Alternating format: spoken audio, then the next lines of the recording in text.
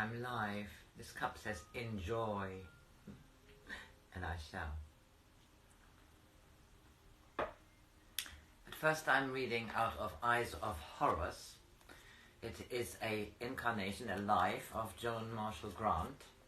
She was a seer, and she wrote books about her far memories. This is playing in 3,500 years BC in Egypt, and she is Ra'ab, a male, an heir to the nomarch of the Oryx, and Joan Grant passed away in 1989. I've loved her books for a long time, and I'm enjoying reading this one. We are now in the 5th part of this book. He is already grown up now, and we are in the 5th part, and I think it's the 2nd chapter, and it's entitled Daughter of the Concubine. When I went back that night to the house of the two winds, I found Sebek waiting for me just inside the gate of the outer courtyard. Never had I seen him in such a state of agitation, and for a terrible moment I thought the plans of the watchers had been betrayed. In reply to my wife's in reply to my swift question, he said, "No, it's not that, but it's nearly as bad. I can't tell you here, where there is a chance of being overheard. You must think of something to do, for I can't. I nearly followed you to the house of Ramos before I realized you would want to keep this news from Mary Osiris." By now, we had reached the privacy of my room, and he spoke more coherently. "You know the house next to this one, the one into which we saw furniture being carried 3 days ago? Well, our servants have been full of curiosity about who was going to live there. They heard it was a woman. Some said she was a foreigner, and some that she was a concubine of one of the princes, who was hiding here because Pharaoh wouldn't have her in the women's quarters of the palace. I saw a curtained litter going to the house soon after noon today, and decided she could not be a person of much importance, because there were only 3 travelling boxes with her and no sign of any female attendant. But it was none of my business, and I thought no one know more about it until one of the boys who works in the garden came to me with a sly grin on his face and said he brought a message from the lady who come to the house of the 4 acacias, the lady for whom I was waiting. I thought he made a mistake, and that perhaps she had come here to Heliokios and had not heard he was dead. If this were the case, it was only fitting that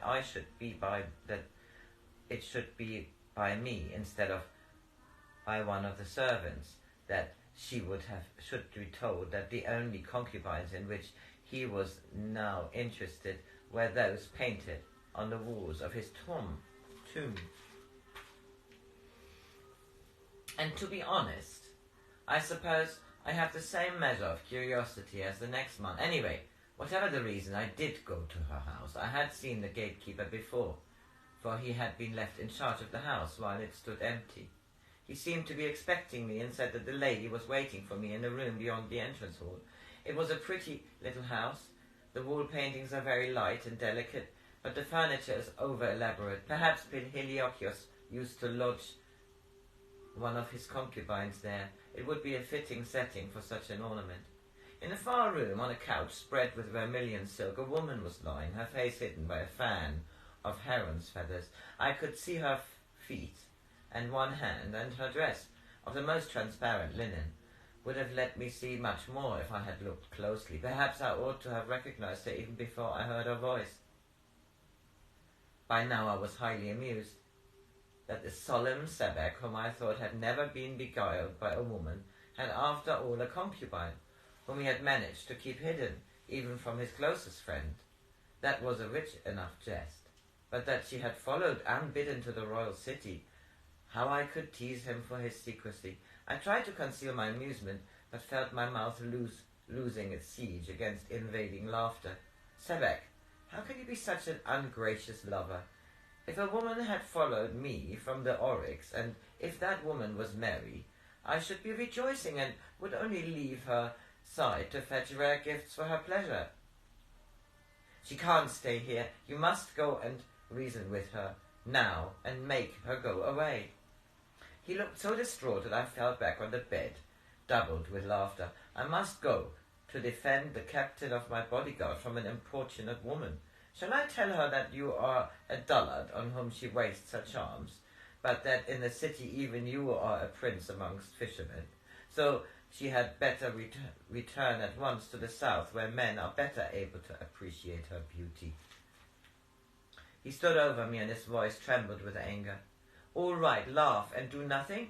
Laugh until you are weary of laughing, for you may not feel like it again for a long time. It is a splendid jest that a woman followed Sebek to the royal city, and an even greater jest that she will not go away when he tells her to. But till now the jest is an empty cup, and you have not yet tasted the real flavour of it. Now I will pour the wine of laughter, and you may drink your fill. The woman who waits in the house of the 4 acacias has a name you have often spoken, Chias, or let us give her the name of formality, the daughter of the oryx. I could never have been more startled if I had poured a jar of water over me while I slept. Now it was his turn to smile. It's not so funny when you hear the whole story, is it? It isn't my sister who is disobedient, though, of course, as your servant, I share something of your embarrassment. You should have sent for me at once. Then there would have been time for her to start on the journey home before sunset. And if I had, would Ramois have been so glad to welcome the son of the oryx if he had known the new daughter he must welcome also? I must go to Chias at once, and you'd better come with me. Oh no, Rahab, I'm not coming with you. I'm tired of hearing many words fall like pebbles into an empty well. I was persuasive and I was angry. I commanded and I entreated, and all she did was to smile and ask me whether I thought there was enough coal on her eyes, and if her feet did not look even more slender now that the soles of them were roughed.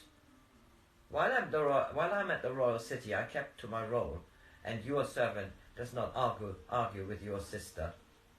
As I left the room, I was conscious that he was nearly as amused as I had been a few moments earlier. Chias was in the same room where she had waited for Sebek. When she saw me, she jumped up and ran forward to throw her arms around my neck. Dear Rab, I'm so rejoiced to see you. It has been such a long, long time since you went away, and you have so much to tell me. Letters carry so little news, and yours were far too short. You'll have to content yourself with letters until I return to the oryx with my wife. You must leave the city tonight. You will not return home by the same way you came. You will have to be disguised by one of the ways the secret messengers of the Watchers travel. She lay back on the couch and picked up her fan. No, Rab, I'm not going away. I have come here to help you, and if you are too stupid to realize it, I shall have to work alone. Help me, I said bitterly, by bringing dishonor on the oryx. Help me by causing a scandal that will make Ramois withdraw his consent to my marriage with its daughter. Oh, Rab, you've grown much more stupid since you went away from me. If I'm stupid, then you are the mother of all stupidity, and all the afflicted ones with vacant eyes would consider themselves orphans if you died. How courteous you have become, my Rab. It must be a rare delight to hear you exchange praises with your beloved. Your whispers must be as melodious as 2 cats challenging each other at the full moon. I knew that if I went to making her angry, she would only become more stubborn. So I tried to stem my impatience and said, I'm sure you meant to help, Chias, though I can't understand how, but this is a thing that I can judge much better than you. The people here are not like they are in the oryx. Many of the women have poison on their tongues, and as they look on each other as potential rivals, they are always trying to increase their power by discrediting others. If it had been possible to have you here, I should have already sent for you. But Heliochios is still unburied, and during the 40 days' lamentation, no one who is not of the household when he died may enter the gate, save only those who come to prepare for the funeral rites. If they knew I had brought my sister here, they would think me a barbarian, and as long as I have to stay in the royal gnomes, I must conform to their custom. Ramois is the father of formalities, and because it is not customary, he would refuse to ask you to be his guest until the betrothal is publicly announced, even though Mary longs to meet you. I know all that, Rahab. I haven't asked you to welcome me to the house of the two winds, or to the house of Ramois. Do you think I should have come to this house if I had hoped to be your guest? And do you think I should be dressed like a concubine if I came here as your sister? Then why did you come here? And where can I understand, and what I can understand even less is, how did you come here? If you stop being cross for a few minutes and not interrupt, I will explain, and then you can forget how silly you have been, and remember how pleased you are to see me.